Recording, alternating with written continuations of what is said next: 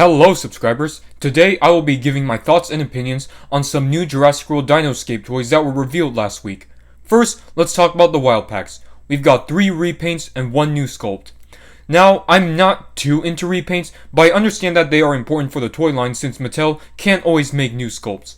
But Mattel, if you're going to do repaints, make sure they're good. Don't give us something like the Gray Stygimoloch or the recent Gallimimus. Those are just ugly and lazy.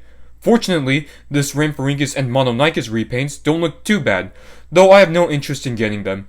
The Velociraptor, which appears to be Charlie, definitely not interested in it. I've had enough of Mattel Velociraptors at this point, excluding some of the ones from the Amber collection. The new sculpt is a Styracosaurus, an Archosaur from Triassic India. Now, I'm mixed about this one.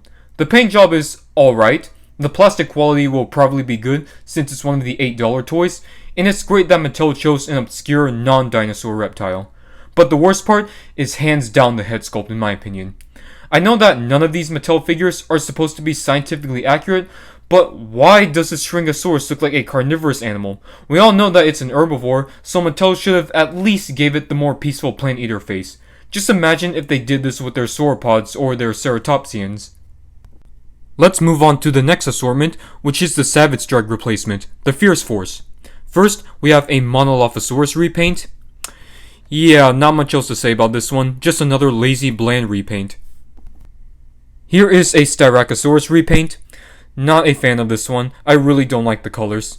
The Dino Rivals version is still the best in my opinion, even though that one's paint job really isn't the best. But it's great that Mattel decided to repaint a popular rare figure. Usually, I don't like it when Mattel shows repaints of toys that were just released, but this one is an exception.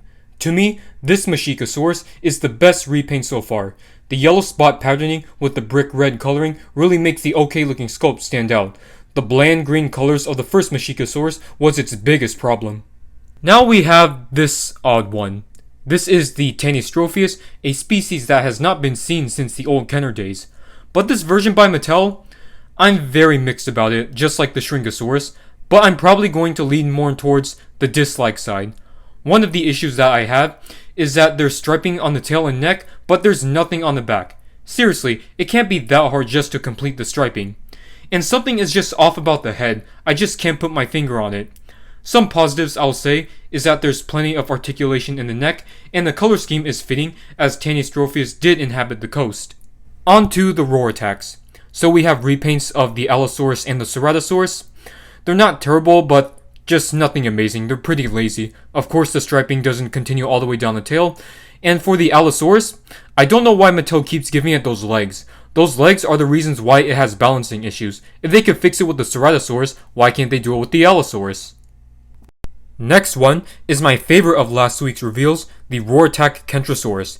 The proportions, detailing, and paint job all look good. I'll definitely be getting this one once it comes out.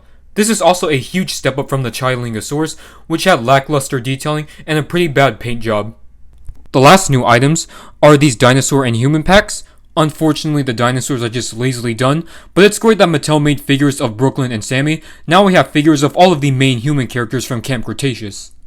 So, those are my thoughts and opinions on the new Jurassic World toys. I have to say that I'm pretty disappointed. The repaints and these new sculpts could have been so much more. The Machikosaurus repaint and Kentosaurus are the only ones worth mentioning. Now I'm hoping that the upcoming Pentaceratops and Lithonax turn out to be great.